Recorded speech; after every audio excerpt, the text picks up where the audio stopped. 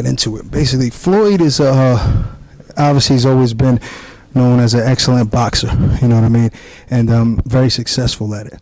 What did you feel?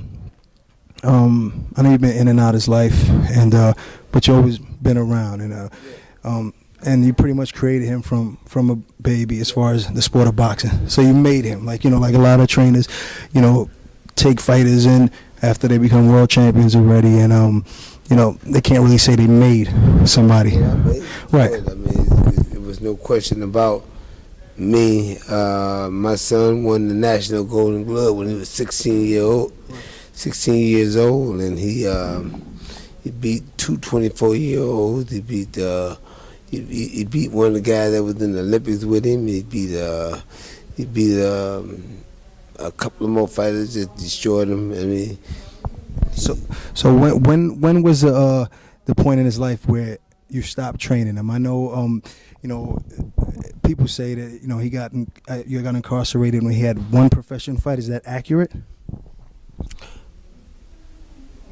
I can't say. It's been a while. I was incarcerated when he did have a pro fight. I do know that. He might have had two or maybe even three. I don't remember. Is that when Roger took over? Yeah, he took over. It was me the one that told them to send him to Roger. That was my idea to do that. Okay, so it wasn't that he was lost and didn't know where to go.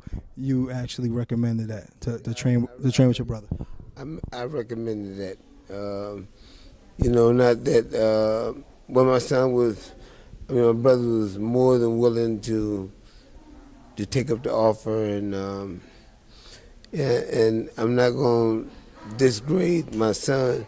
My brother in any kind of way. I think my brother did a damn good job. Because my son, he got started with my brother, but I'm the first one that made him world champion. But did that ever create, over the years, did it ever create any tension with you and Roger as far as when Floyd Jr. had success in the sport and you might have not been around? Did that create any emotional tension with you towards Roger? No, it didn't. Me and Roger never had any kind of argument about my son. What was the first thing that Floyd, when he made that decision to have you as the lead trainer, in his corner, what exactly did he say to you? Did he say, Dad, this is what I want. Can you give me those exact words? The first thing he said. And he came in here and he said he wanted me to train him. So I had no problem with it, man. Immediately, because I wanted to have bonds with my son anyway. I didn't, who don't want to have a bond with his kid? So I want to have a bond with my son as well as my grandkid. Basically, there's rumors out there that's saying that the reason why Roger can't be in the corner anymore is because he has some health issues and he doesn't have the energy, or basically he can't move like he used to, and that's one of the big reasons why Roger's no longer in his corner. How true is that? Well, he didn't. Floyd didn't tell me anything that he never said that to me, and as far as what you know about that, as far as and your brother's condition. As far as I know about Roger is Jay Leon is one of his fighters. Mm-hmm. He be in his corner. He's telling him what to do. So he's obviously capable to train and be in the corner. If he can do that with De Leon, he can do it with Floyd Jr. I'm gonna tell you about Alvarez. That was my next question. I don't want my son to fight Alvarez. I didn't tell my son not to fight Alvarez. I don't want my son to fight Alvarez unless they come to agreement about a confined weight. A catch weight, as they call it. Catch weight. And I don't want to, otherwise, forget it, man. I'm just saying, junior lightweight to lightweight, 135, and then 140, and then 147. He won all those weight divisions. But 140, Floyd can fight that weight right now and be dominant in that weight class again. And I'm just telling you that. So Floyd can make 140 pounds if he wanted to. Of course. So basically, you don't feel like he needs to go up to 154 pounds to prove anything. Floyd eats a lot to keep up with 147 pounds. He eats a lot of food to keep heavy. So basically, he has to struggle. Like some fighters usually struggle from starving himself to make weight. In other words, Floyd has to eat to make weight. He ain't got to do none of that. He eats every time. He don't have to do anything with struggling about his weight. Floyd always find ways to win. He has a natural ability of adjusting in the ring. But what you saw in the gym that you didn't like, and I have to ask you this question because I have to be honest to the people. Do you blame Roger for that? Somewhat. For what? For the things that you said that you didn't like seeing when you came back into the camp, and him getting hit in the Cotto fight and those type of things. I mean, I'm not trying to get you to say anything negative about Roger, but just being honest. It ain't nothing negative, man. If something fit, it's got to be worn. I wasn't around, and when I come around, you can count the times he got hit. Floyd, it seems that he's sometimes a little, he's very selective with his shots. You know, he doesn't throw that many, like 3-4 punch combinations, but it seemed in the 8th that he hit Guerrero with a few right hands that if he would put his foot on the gas, he might be able to stop more fighters than he's done in the last few years. What do you feel about that? I feel that's correct. Boxing fans can appreciate what he displayed because that's the art of boxing, sweet science. You know, myself and a lot of other people.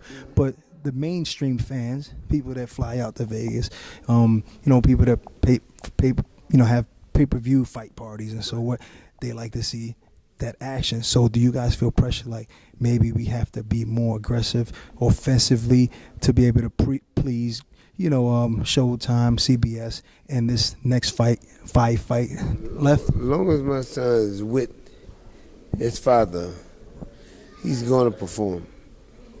He's going to perform to the fullest because I know what to do to get the job done. I have to ask you this. I know you're well aware of Adrian Broner. I guess Floyd has adopted him as a young brother, so to speak, image. I mean, like, you know, a big brother. And he obviously emulates Floyd, which is not a bad thing as far as in the ring, the style, even a little bit of the flamboyantness. But lately, in the last couple months, he's been getting a lot of bad press with, you know, his antics and being a little over the top, trying to be the bad guy and the villain. Just to give you one example, I just want you to hear. He was on a video in Miami flushing $20 bills down the toilet, saying he doesn't carry $20 bills, but with all the hungry children around the world, don't you think that might be a little offensive to everybody when those $60 or $80 he flushed down the toilet could probably fed 100 kids that day? That's just one example of some of the things that's going on. Do you think he's pushing it too far? Right now, yeah, he is pushing a little too far, but Broner is not a bad kid. You know, I mean, to be honest, he's not, you know, I talked to him a couple of times, and, you know, he just right now, he's a flamboyant type of guy right now and flashy. And a lot of people mention Ali, but Ali was trash talk and he was flamboyant, but he stood for something else. He stood behind the whole people, and he represented, you know, African Americans to where I don't think any fighter ever has done so. So, with the same token, you know what I mean, Broner is flashy and flamboyant, but what is he doing for his people? Right, but see,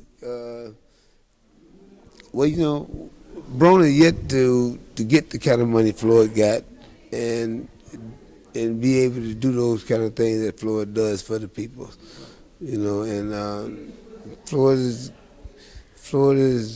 the Ali of today. What Ali did back then, Floyd is helping out. But don't you feel like you can still be flamboyant and flashy and have, class, and the people still love you? Does he feel like Broner feels that he has to have this bad guy image? Broner gonna learn. He's a little young now, so you gotta give him time to grow a little bit. He's the flashy type of guy. He talk. I've been right there by him. Cause I was that kind of guy when I was before, but I wouldn't. I don't think you would ever flush $20 bills down the toilet. No, I ain't never flushed a penny in the toilet. So I can admit that maybe about 7-8 years ago, Floyd maybe wasn't that, mature. So I know it takes time. I know it takes time. That's what I'm trying to tell you. That's all I'm trying to tell you about Broner. Right. Time takes its place. In due time, a lot of good things gonna come out of him. So would you ever be okay, maybe his second or last fight of this contract, to face Adrian Broner? If obviously he's at that weight now, and we both know they're friends, but this is a sport and this is a business. Would you, if that was brought to the table, would Floyd Sr. be okay with it and say, Floyd, let's do it? Honest opinion. My honest opinion, we don't want to fight Broner. It probably been a thing. It might be a different thing if him and Broner hadn't have a relationship the way they do. If they didn't have a relationship or something like that, it'd be different. Right. But at this point, you don't see that ever happening. No. I'm just going to tell you this right here. How many more welterweights do you have out there can really talk about whooping Floyd? Because I didn't know who in the hell Guerrero was. They built him up to be a badass, and he end up not being shit.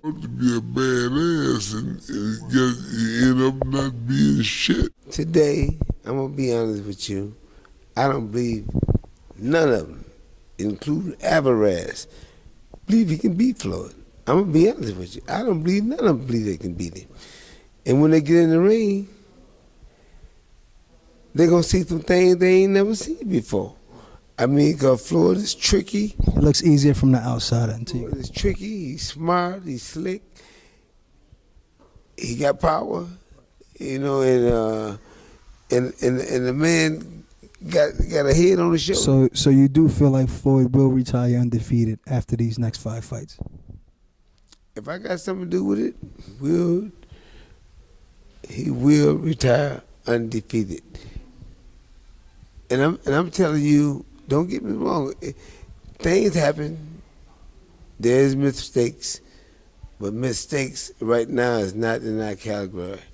So we plan on taking care of our business, staying on the case, and running our place. My last question: is Floyd Jr. a better fighter under your supervision and training than Roger? Well, I'm gonna say this right here. Roger's a good trainer. I'm gonna say it like this right here. I'm the one that's why he was able to do what he did on the 4th that night. That's why he was able to do what he did, because father and son. So when the blood comes together, it's a mixture. And when we mix it up, it's magic. Thank you. I finished it for you. I couldn't say it no better. You said it right. So you heard it first here live. 99.3 The Joint, Ak&Hitch Show, WorldStarHipHop.com with Floyd Sr. You guys have been great, man. You guys have really been great. All right, thank you so much. Great heavyweight game. GMGM Grand. See you back in December. Thank you. It's Anthony Lifestyle Smith. You're tuning into the Ak&Hitch Show on 99.3 The Joint.